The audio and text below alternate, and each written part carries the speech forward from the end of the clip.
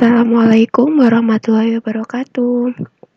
Kali ini saya akan membahas tentang konflik yang dibawakan oleh Ralph Dahrendorf. Jadi sama seperti video kemarin-kemarin, akan mengulas kembali materi pada kelas transformasi konflik dan perdamaian. Oke.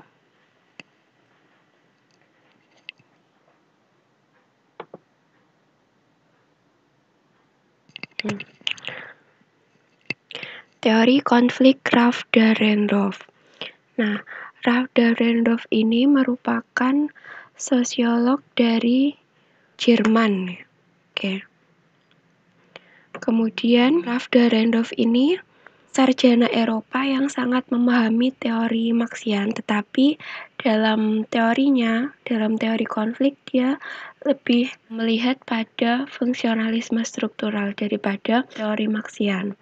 Kemudian Dahrendorf juga memiliki karya utama. Jadi karya utama Dahrendorf itu membahas tentang kelas konflik pada masyarakat industrial. Nah, yang pertama, jika menurut aliran fungsionalis, sistem itu dipersatukan oleh kerjasama atau sukarela. Kemudian kalau menurut teoritisi konflik, masyarakat itu dipersatukan oleh adanya pembatasan yang dipaksakan. Seperti itu. Nah, jadi berdasarkan dari aliran fungsionalis dan konflik, kemudian Dahrendorf mengatakan berdasarkan fakta-fakta sosial tertentu bahwa faktor penentu konflik-konflik sosial sistematik yaitu karena adanya perbedaan dalam distribusi otoritas. Adanya distribusi otoritas yang berbeda. Kemudian, konflik dalam masyarakat industri. Di dalam perkembangan sebuah masyarakat kapital, yaitu terbagi menjadi dua. Ada kapital awal dan kapitalis lanjutan. Di mana kapitalis awal itu identik dengan teori konflik yang dibawakan oleh Marx yang membagi menjadi dua kelas, yaitu antara kelas borjuis dengan proletar. Kemudian pada kapitalis lanjutan.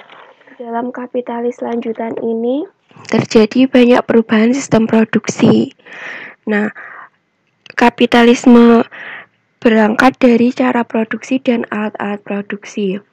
Kemudian, menurut Dahrendorf, konflik itu hanya ada di dalam suatu sistem. Kemudian juga bahwa penggunaan teori konflik Dahrendorf ini hanya untuk menganalisis konflik di dalam sistem saja, karena kembali lagi bahwa konflik menurut Dahrendorf adalah hanya ada di dalam sistem. Yang kemudian, konflik dalam masyarakat industri itu berkaitan dengan redistribusi kekuasaan yang legal, di mana kekuasaan yang legal atau disebut dengan otoritas yang kemudian melahirkan dua kelompok atau dua kelas. Ini yang membedakan dengan teori konflik Marx, di mana kalau konflik Marx berfokus pada pembagian alat produksi yang dimiliki oleh borjuis dan proletar. Kemudian kalau konflik menurut Dahrendorf ada pembagian kelas kekuasaan, yaitu ada yang dikuasai dan ada yang menguasai. Yang menguasai bisa disebut dengan superordinat atau yang dikuasai subordinat. Jadi atau bisa dibilang ada yang mengatur dan ada yang diatur. Kemudian bagaimana konflik itu dapat terjadi? Konflik itu tidak muncul secara tiba-tiba.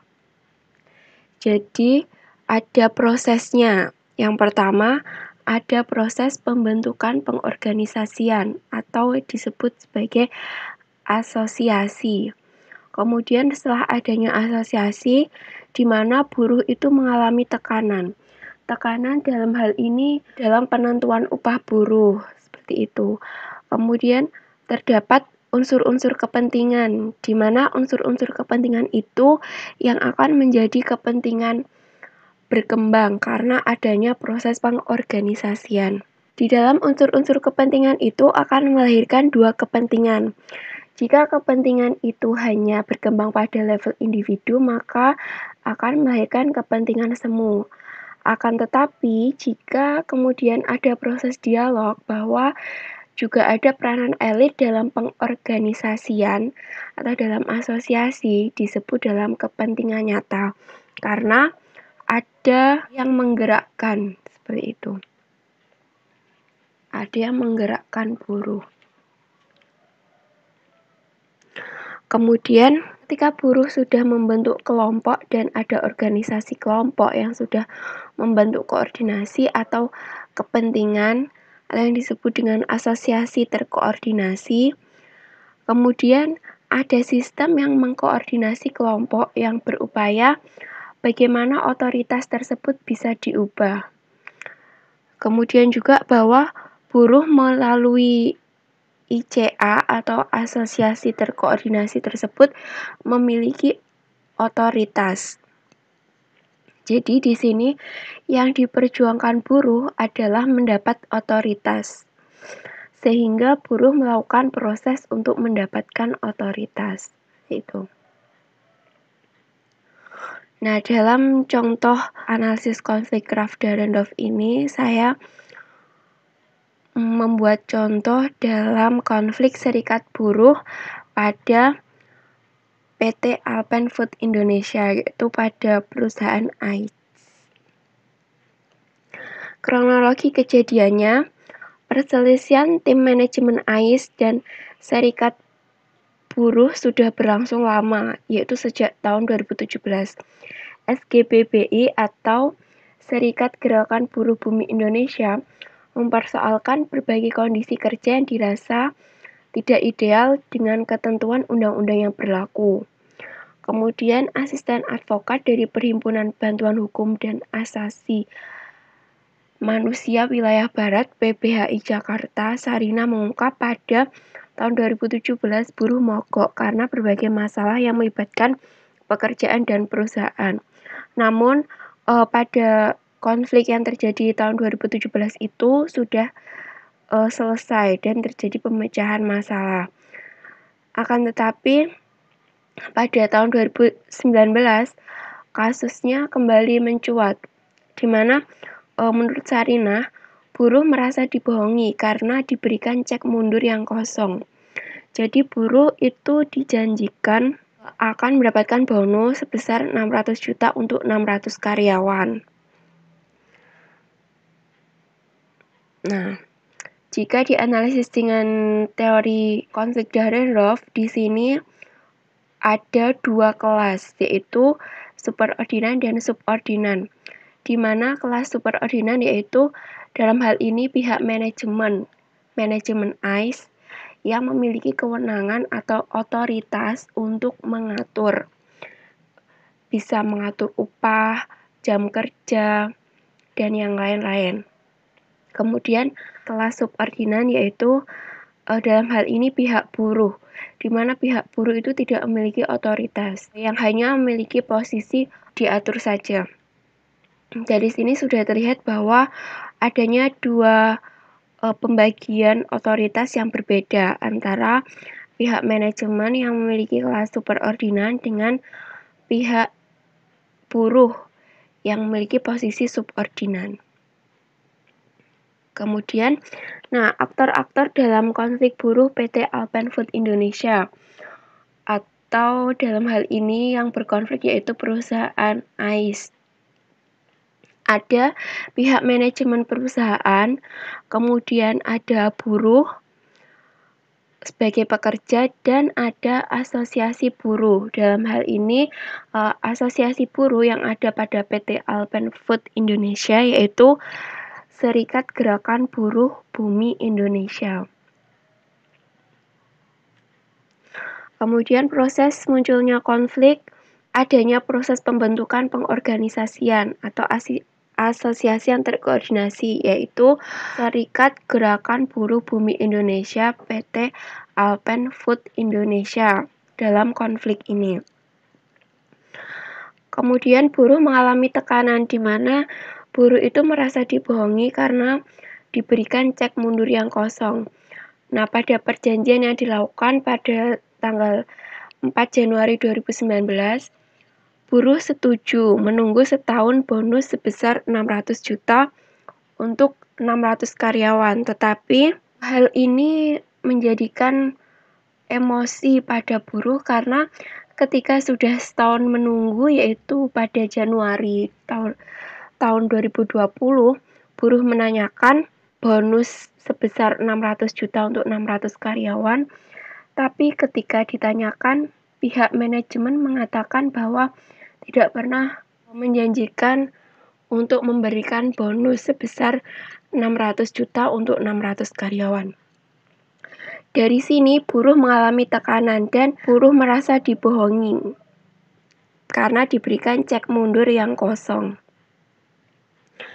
Nah, dari hal ini kemudian ketika kepentingan buruh hanya pada level individu, yaitu akan melahirkan kepentingan semu. Yang dimaksud adalah kepentingan dalam hal ini bahwa buruh itu ingin menagih janji yang diberikan pihak manajemen, yaitu menagih bonus sebesar 600 juta untuk 600 karyawan.